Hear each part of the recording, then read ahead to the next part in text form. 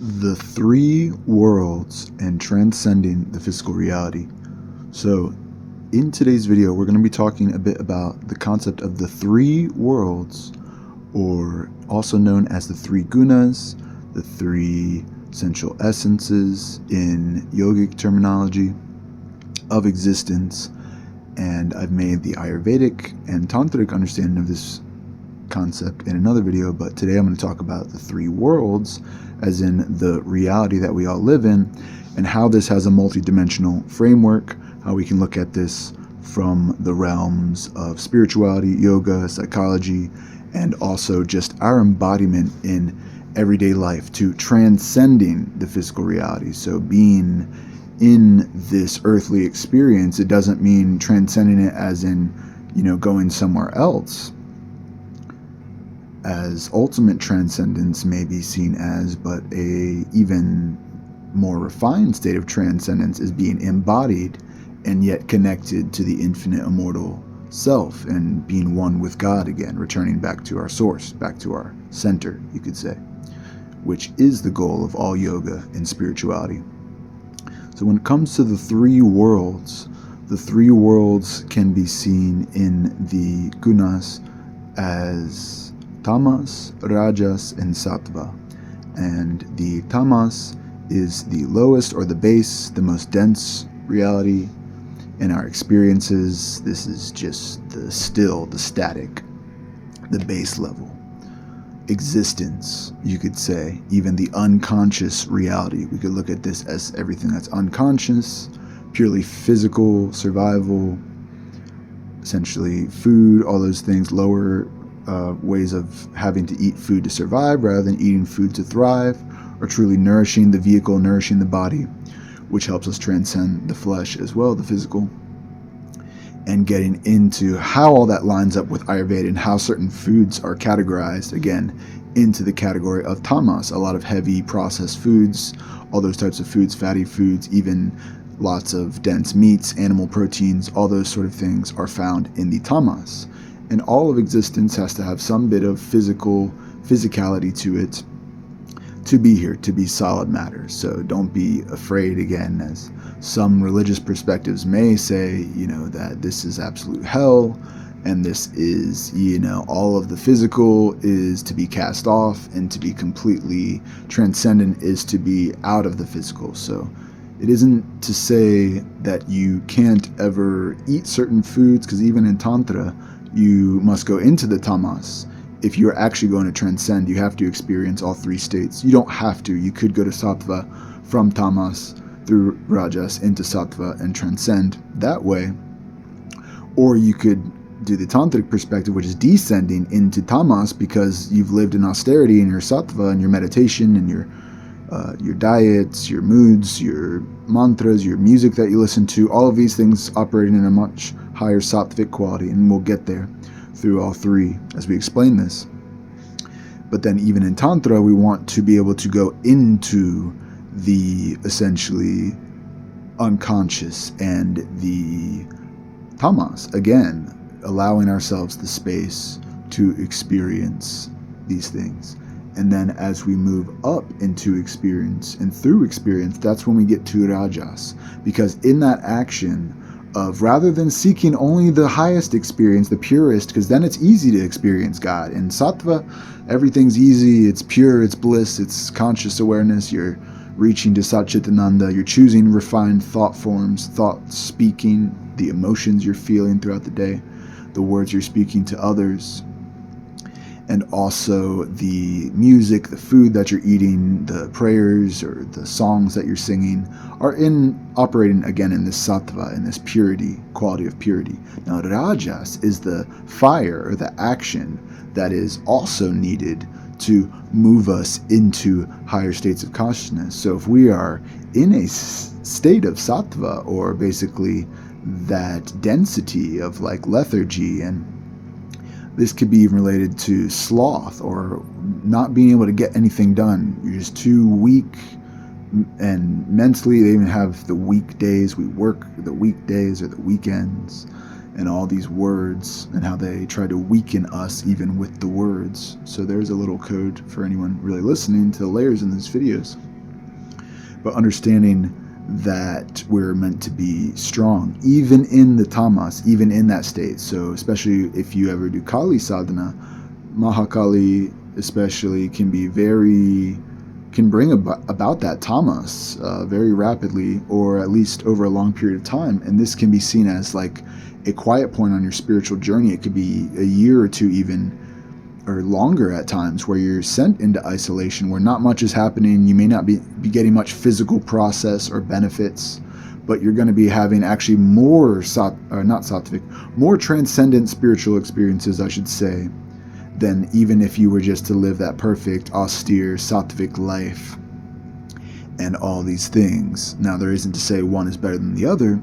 There is to say that the spiritual or the religious, which could be seen as the right-hand path, is very strict and adherent, and that can bring very specific results. Again, closeness to God is easiest in sattva, and then Tantra, utilizing the left-hand path as well as the right, in unison, so really walking in the center and coming into unity, to not fearing these other qualities as sattvic practitioners may, which is perfectly fine, or bhakti yogis may just stick strictly to their bhakti, and no rajas, no sattva, not even a cup of green tea. It's too rajas for them. And you will find, if you get to that state of sensitivity, the slightest bit of caffeine or rajas, or especially tamas, if you eat something heavy, maybe you've been living on your own and then you go to visit family for the holidays. It's almost the holiday season, where we tend to eat more dense foods, all these comfort foods that sometimes are just family traditions, and there's not much thought put into what foods we're really consuming. And you may eat those foods and then you feel really sluggish after you eat that. You especially feel that hit when you've been operating in a sattvic diet and lifestyle and reality. So this is why rajas can be important for those on the opposite side of the spectrum, or those that are in the tamas more, that eat more processed foods, more unhealthy. They're stuck at their day job, at fast food, or at a gas station, or wherever you may work, or whatever you have to do, if that's the only foods you can get, if you work a physical job and those are the only foods you think are available, when really organic is available everywhere. You just have to know how to buy it, and you can afford it on any budget, really. I've done it with little to none, to also just having a natural abundance flow and being able to get what I want as called for. And those two extremes of my own path made me realize, well, yeah, I don't have to succumb to these other foods anymore. I've reached a point where I've actually don't like a lot of these foods, especially the way I feel after them. And they're not even as enjoyable as just something very simple to me that's nourishing to my body afterwards. And my body really says, yeah, thank you for this food.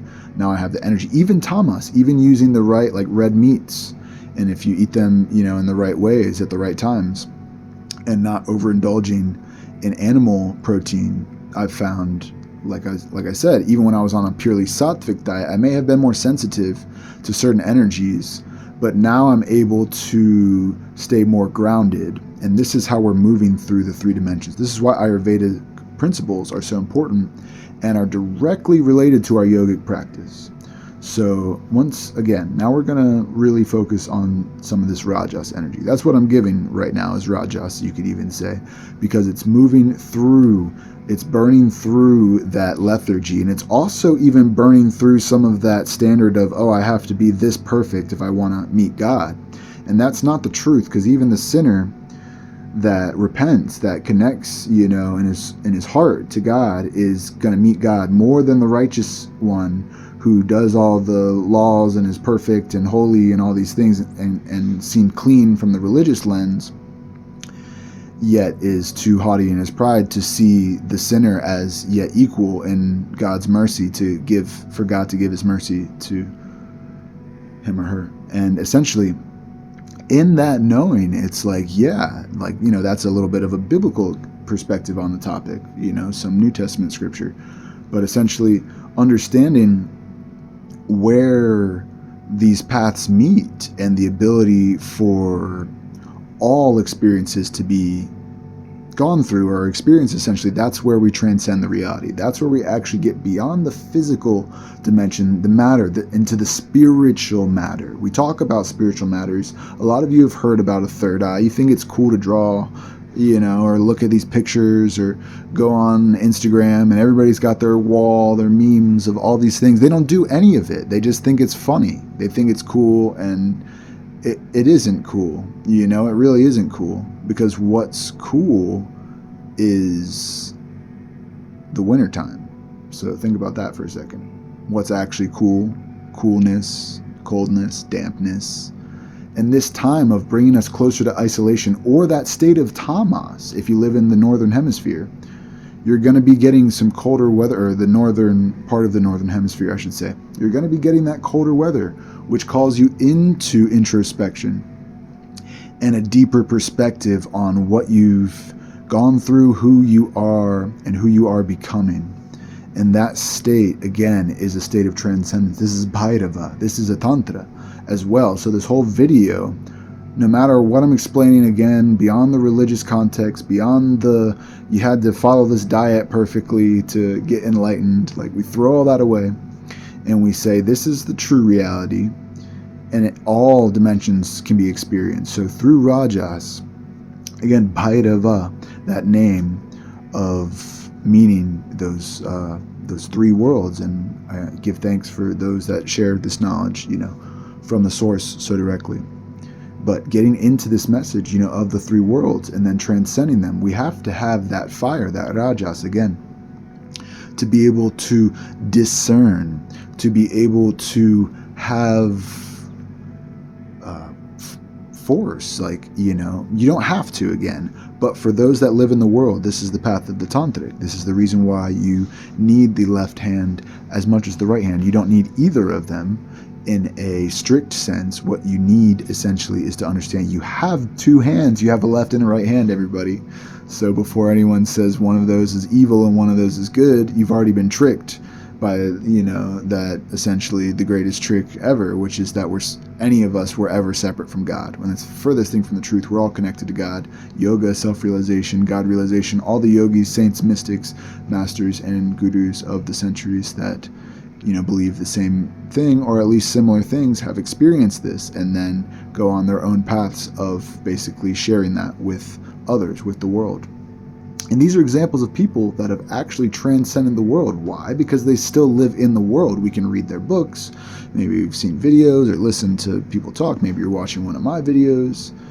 And essentially you start to see that, wow, even in the most finite experience, we can experience the infinite realization, which is transcending the physical reality, which is transcending essentially these three natures. Even in the word Om, A, U, and M, these three sounds put together create that Om sound that are found in all of these chants. In many different traditions, you'll find this same sound syllable all over the world, not just the yogic and tantric traditions, but many sounds over the world use that Om sound because it is found to balance all of our, essentially all knowledge is contained within it, all wisdom, all knowing. And just on this sound, if you meditate upon it, one can become free again from the three worlds, and yet still you are making a sound physically with your body. You can experience states where you feel out of body in a mental and yet fully physically present within your own body, if that can make sense. So you're parallel processing in the experience of transcending with the Om. I have a meditation called Transcending Time that you can listen to on all the streaming platforms. Check the links in the description, and subscriptions to my page through the links in the description. And that one specifically is it's about a 50-minute long meditation. But if you really get into that one, we've extended the chant and the syllables, as well as just very slow instrumental. It's all spacious and open space and time. So that meditation can help you get there really quickly. It's helped me get there, at least. And for anyone that does these types of meditations, having a daily Om practice can be one of the simplest ways to transcend the physical reality, to transcend from 3D, everyone talks about 5D dimensions, and really we got to get to 4D before we can get to 5D. So I don't care what anyone, and if you got some jokes, whatever, laugh yourself off. And essentially we can get from the 3D to the 4D to the 5D and the 6D, 7, 8, 9, 10, 11, 12 dimensions. We could go 13 if we really want to go beyond that, or we could break it up into 36, 72, 108. So many ways to look at the dimensions, the 7 chakras and the 7 gates, 7 heavenly bodies, celestial planes, and then there's 9, and then there's 13. So many different ways. The 6, the 8, so many different ways we can look at these things. So that's why in this video, I kind of went through the 3 Gunas in 3 worlds in a very, I went from tamas to sattva, quickly back to rajas, quickly to sattva, and back to tamas, and then rajas and sattva again, to bring us through that experience. And essentially, as we understand that even mentally, this is a jnana yoga or a jnana yoga. And as we make sense of these ideas, we start to better live them in our reality, and then go, oh, okay, these qualities of these foods or these musics or these, what you could call pleasures, physical pleasures. There's those things, there's human experience, and like the physical pleasures, there's just the physical reality, and then there's like the heavenly experiences, the spiritual experiences. And those are essentially, I saw someone with a cool graph like that. Sometimes people share cool stuff. I'm not knocking that. Like I said, everyone that shares good, cool stuff on the internet, real cool stuff, and warm stuff, and hot stuff, and all the different flavors, essentially. Because these are hot topics that need to be discussed, is that we're actually living what some would call in a simulated reality.